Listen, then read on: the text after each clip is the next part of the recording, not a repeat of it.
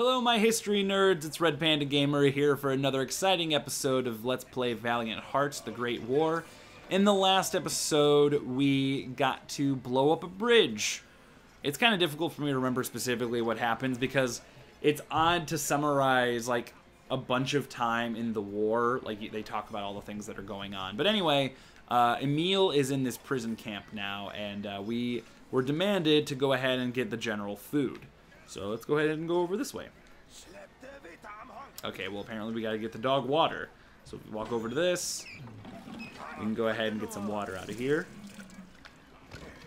And we'll go ahead and go through. And if you didn't watch the end of the last episode, I went through some pretty important facts about the war. If you missed that, then you should probably go back and watch, but you don't have to, obviously. Oh my god.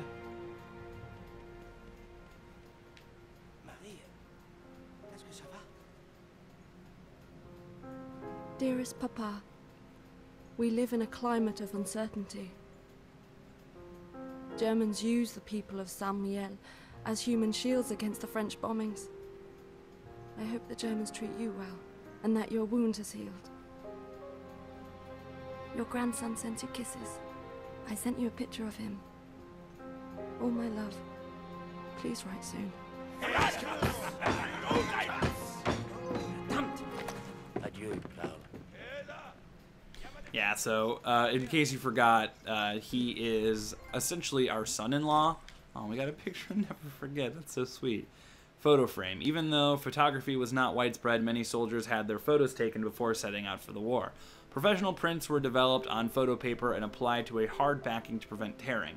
Some photos were directly printed as postcards, especially group conscript photos. So yeah, this game has a lot of emotions to it. You know, it's a very, it's a feelsy game, and I usually don't like describing games as having feels, because I think it's a little obnoxious, but I mean, if that's the way you understand it, then that is how I definitely feel about it. Oh wait, do I have to pull this first?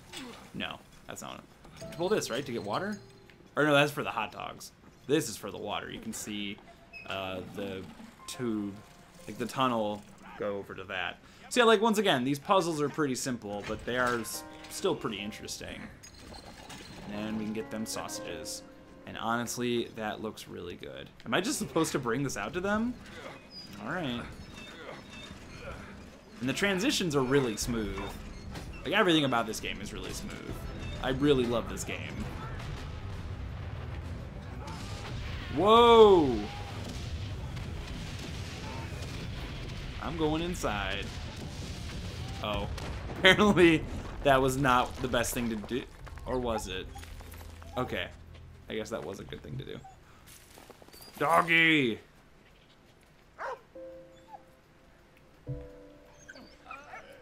Oh, cool. So yeah, we can play as the dog by holding down L1.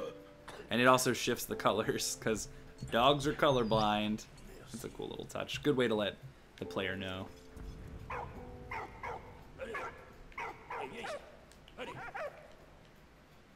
Oh, that was weird. Oh, so we can tell the dog what to do. Okay. Oh, you can. Aww. He's so cute.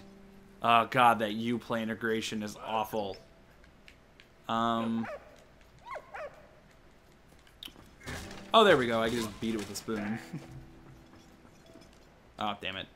I don't necessarily like that they use the triangle button as something you can do with the dog. Oh, man. This guy got messed up. Oh, you went up in the blimp? Let's get some wine. We don't know when that might be useful. So I guess the important people left. Oh, I keep hitting triangle. So I don't really understand how the dog works, to be honest.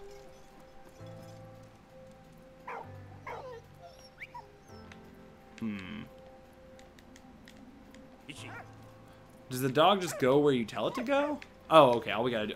So if we hit this, then, okay, then we can switch as the dog. Oh, I see. So you don't take control of the dog, you just tell the dog what to do in those scenarios. Come over here. Thank you. Oh, he's so cute.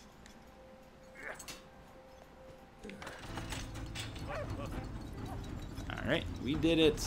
So yeah, you don't necessarily take control of the dog. The dog just does what you tell him to do. Which is fine. So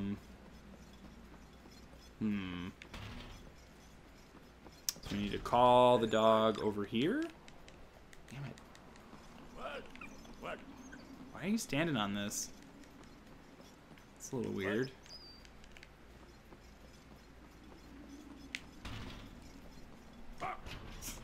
I don't know why he's just standing there. Maybe I'm... Oh, probably because I'm supposed to walk over here for now.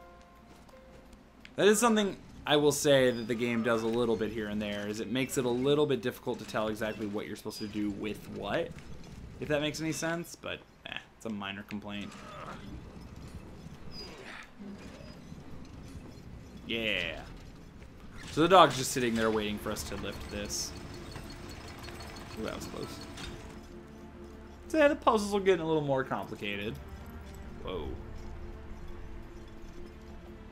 And this game's like 2.5D stuff, like works really, really well. Is that a... Okay, that's like a little doghouse you can go through. Cool. And in the backgrounds, you know, they got stuff going on. Horrible, horrible things. War's brutal. Also, this game has no UI. I kind of just realized that. But yeah, there's no UI in this game, which is really cool. Except for like the occasional like command buttons that they put to let you know how you're supposed to play. I just want to pet the dog all the time. And I'm more of a cat person, to be honest. Like, oh, jeez. Is that a mine? Oh, no, those are missiles. Okay. So not a good idea to dig through the missiles. I guess that makes sense. Alright, well, I don't want to get out of here yet. Oh, wait, there's a thing. I just don't want, like, to find a thing. Okay. So this is Valiant Stories Contest Memorabilia. Lace tightener made by Corporal Lucien Duformantele, great-grandfather of Benoit Tiedres. My pronunciations are so bad. From a melted-down cartridge case. Lucien served as an electrician in a searchlight division whose mission was to illuminate enemy positions. Many thanks and congratulations to our winner. What? Oh, that's really cool. So is that basically implying that there's a contest to see who had like the coolest antiques from the war? I don't really know, but that's still really interesting. And I think the other thing that I haven't mentioned about this game that's interesting about it is the fact that this is from the perspective of probably the French troops more than anyone, since this game is developed by a French group. I did not mean to hit the dog. Oh, there we go. Hey, it's a bone. So I'm assuming we can use this to knock down that ladder and get whatever collectibles up there. But yeah, it's, you know, as an American, like, I'm used to being told about wars from an American perspective, which is fine because I'm American. But it gets kind of frustrating because you always feel like you're missing out on part of the story. And I feel like in playing this game from a French group of developers, I'll get a different kind of side of the war. So there's a crucifix. The majority of soldiers believed in God, and some wore symbols of their religion. War offices had to make provisions for different religions, and a variety of religious ceremonies were performed at the front by different faiths. Priests, vicars, and rabbis offered succor and compassion to soldiers. Muslim soldiers from colonies were organized into separate battalions for practical reasons, and their beliefs were also respected. Halal food was provided as well as Muslim funeral service. That's really interesting that they took time to make sure that everybody felt as though they were able to practice their religion. But that makes sense. You know, you have these soldiers, you want to treat them well, and one of the easiest, cheapest probably ways to let a soldier know that, you know, they can be treated well and fairly is by letting them kind of practice whatever they believe in. Especially when you want to keep morale up. There we go. We blew up those missiles with a bone. Bone is OP. Oh. Okay, so right here. How am I supposed to dig up? Oh, does it just do it automatically? Oh, nice. Okay.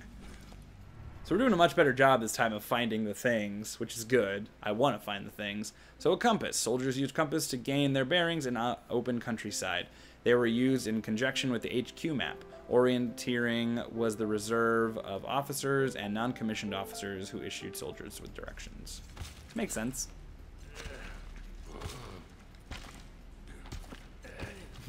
Digging with the spoon is a little silly, but I guess it's possible. It would just take a lot longer in real life.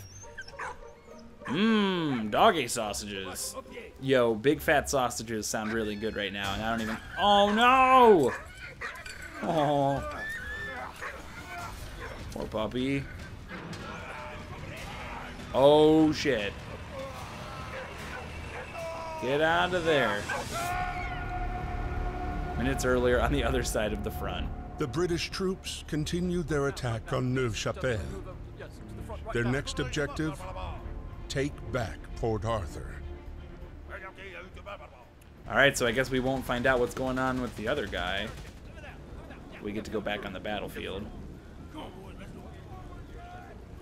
And it looks like we have some Muslim troops, I think. At the risk of seeming ignorant. Oh, man. Damn. Got taken out. I'll wait for the next one.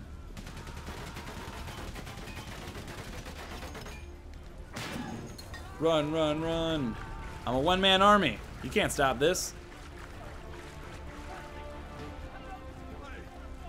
So there's barbed wire in the way, apparently.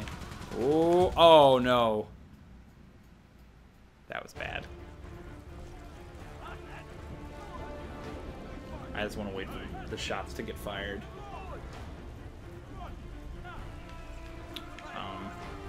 Oh, okay, maybe it's supposed to just be something I have to do against the clock. Ah, damn it. Okay, so they want me to just keep going. I understand now.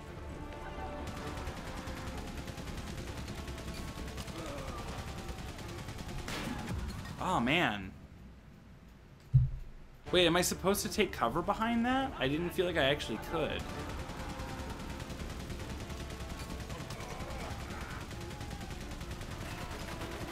Oh, okay, I was supposed to take cover.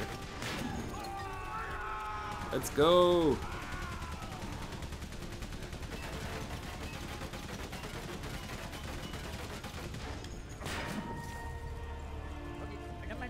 It'd be interesting if, like, the troops you let, like, if there was some kind of outcome in your ability to lead troops. So, let's see, we need to... 2, 3, 2. Huh?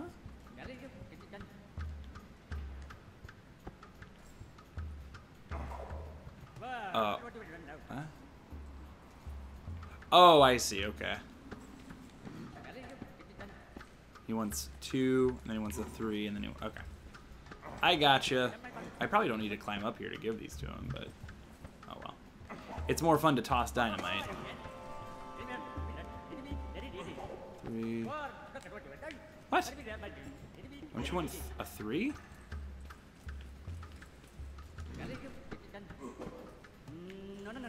I'm confused. Okay, I'll give you this one. What? Oh, I see. It's not that he doesn't want it, it's just that he's in the wrong spot. It's not that complicated. What? Alright, I don't understand this.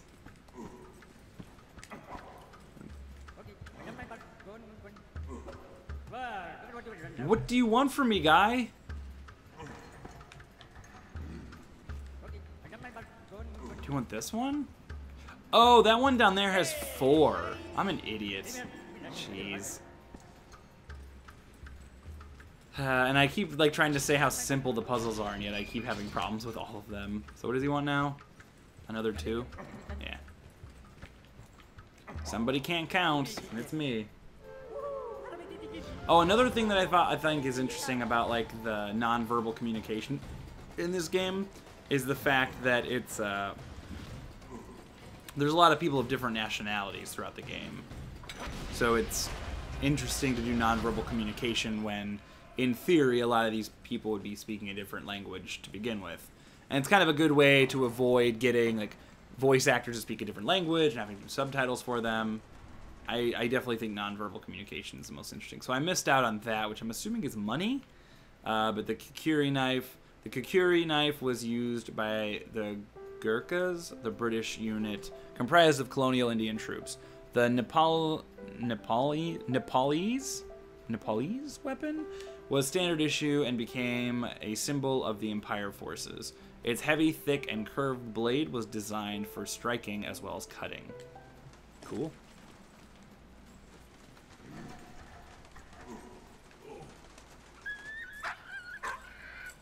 Oh, hey. So are we supposed to blow up that thing now? Let's do it. Let's blow it up. Oh, that's really cool. Oh, man, that dog in the barbed wire is like making me really upset. Yes, please come cut it. Ah, oh, God, I hate it. I hate it. I hate it. I hate seeing like animals in pain, even if it's just like a video game or a cartoon. But hey, we're reunited, and it feels so good. Merci, mon ami. Tout right now.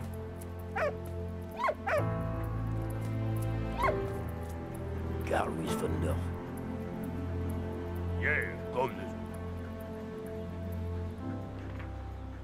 So yeah, they both have a common goal. You know, one of them wants to crush the Germans. Amidst the never-ending attacks and counterattacks, Freddy and Emile hunted the elusive Baron and his regiment in Ypres.